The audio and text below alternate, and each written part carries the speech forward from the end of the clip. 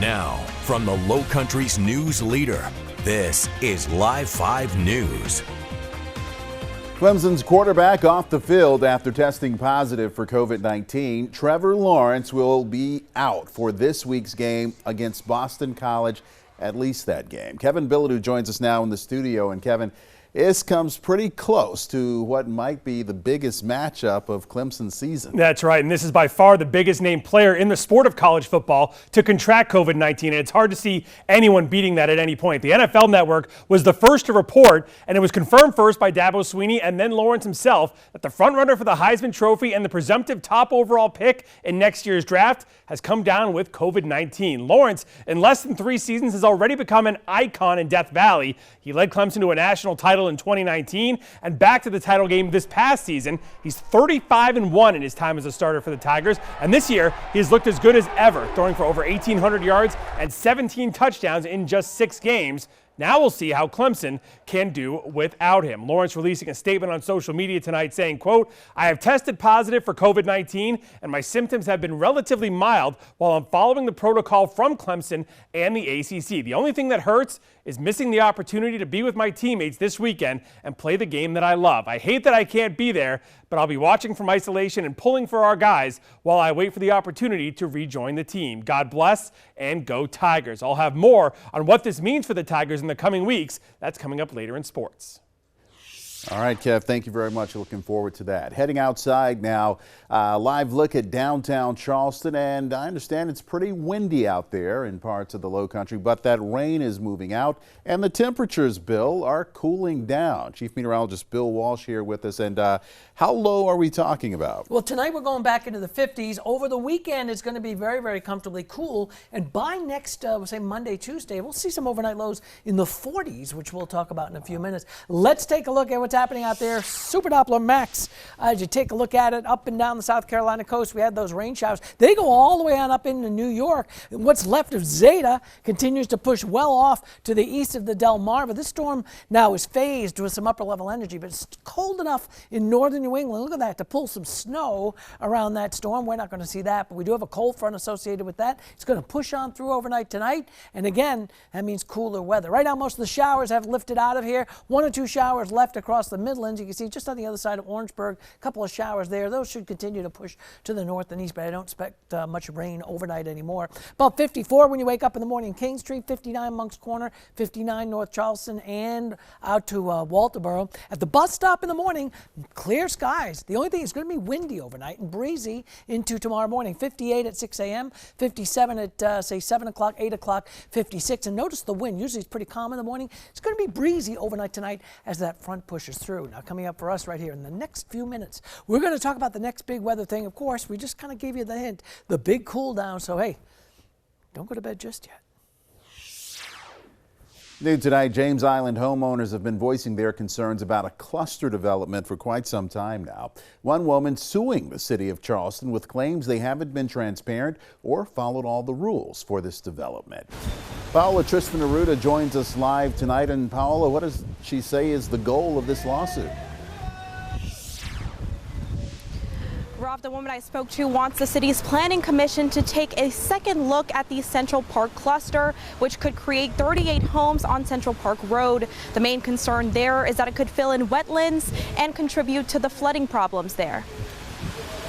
The Central Park cluster has been a center of controversy since the Charleston Planning Commission initially approved a concept plan for it in 2017. Last year, the commission approved a 1-year extension for the plan to give the developer more time to meet requirements like drainage and road changes. The development in question needs to go back and present it to a planning commission that is operating within the state law. Franny Henty claims the Planning Commission is behaving irregularly when it comes to state laws. In a complaint filed against the city of Charleston, she addresses issues with the city, the Planning Commission, and the Freedom of Information Act process. I feel I have experienced a lack of transparency from the government. And as a taxpayer, I think I'm entitled to the truth. And I hope the Charleston County court system can help us arrive at the truth And I think we can come to some fair, equitable solutions for all citizens. City and county leaders do have plans to improve drainage in the area, but Henty says there are too many unknowns right now to let this development proceed. I think that if all these infrastructure fixes were implemented before the Central Park cluster was built, there'd be a lot of better chance that we would not be harmed. There's too many unknowns. There's too many people you could jeopardize. The city says they do not comment on pending litigation, but they do plan to defend this case vigorously. Live in downtown Charleston tonight, I'm Paola Tresneruda, Live 5 News. State law enforcement agents say they had no idea threats were made against Governor McMaster over Facebook. That's because they say the FBI never told them that one of the people accused of plotting to kidnap Michigan's governor also wanted to do harm to McMaster. The head of SLED says the federal agency has apologized, but SLED Chief Mark Hill says sorry isn't going to cut it. Federal court paperwork says Barry Croft is charged with plotting to kidnap Michigan Governor Gretchen Whitmer. The reports also say he made posts on Facebook back in May that he was going to be in Columbia with a sword. A trial date is set in a lawsuit filed by the parent of a then 4-year-old girl who was kidnapped on Johns Island 2 years ago. Brittany Todd and her husband are suing multiple law enforcement agencies. They say these agencies could have done more to catch Thomas Evans before he was able to take their little girl across state lines. The child was found safe days later, and Evans was also later arrested. The parents also say authorities were negligent in the return of their daughter. The trial date set for May 14th of next year. Visits and volunteer work at state prisons will not be allowed through November 30th. The State Department of Corrections is extending the suspension of visits as well as work release in an effort to curb the spread of COVID-19. Officials say they understand that Thanksgiving falls during this time, but they want, the department says prisons will give special meals and activities for the inmates. They'll continue to get 2 free calls a week. Now, this comes as state health officials say more than 900 more people are positive for COVID-19. South Carolina's total number of cases since March is now more than 166,000. 13 more people have also died, including 3 from the Lowcountry. And in the Tri-County area, the number of cases is sounding the alarm for doctors at MUSC. They say there has been an increase in the number of cases for each of the past 2 weeks in Berkeley, Charleston, and Dorchester counties. A key indicator of the spread of the virus went from green to red because cases aren't on a sustained decline. It's something that's worrying doctors as cooler weather settles in. Many areas of the country where cold weather has already arrived are now becoming hotspots for the virus. MUSC actively leading its own COVID-19 vaccine trial and study, but the study is currently on hold due to a bump in the AstraZeneca trial. Researchers continue to monitor more than 100 participants here in the Lowcountry for how they react to the possible vaccine. State health officials rolled out a plan 2 weeks ago detailing distribution of a vaccine when one becomes available. New medical technology company making its way into the Lowcountry to make COVID-19 tests. Vigilant Lab says it's investing $100 million to create more than 400 jobs at a new facility in the Charleston Navy Yard. The company is working to produce rapid COVID-19 antibody and antigen test kits. Officials expect the facility to be up and running in December. Parties at the polls. Democrats and Republicans training their people to watch the election very closely. I'm Nick Reagan, live in North Charleston. I'll tell you what they're looking for in just a few minutes.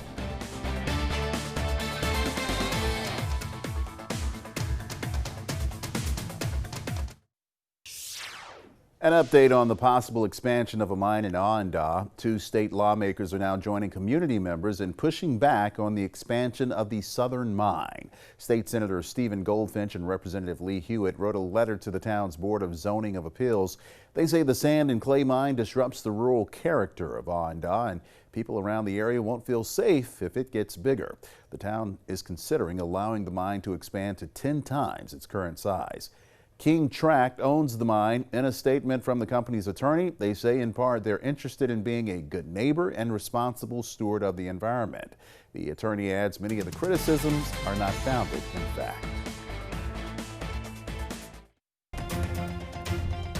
Just days from now, millions of Americans will head to the polls to cast their ballots, but they won't be the only people there. That's right. Many of these locations will also have representatives from each party who are watching the process every step of the way.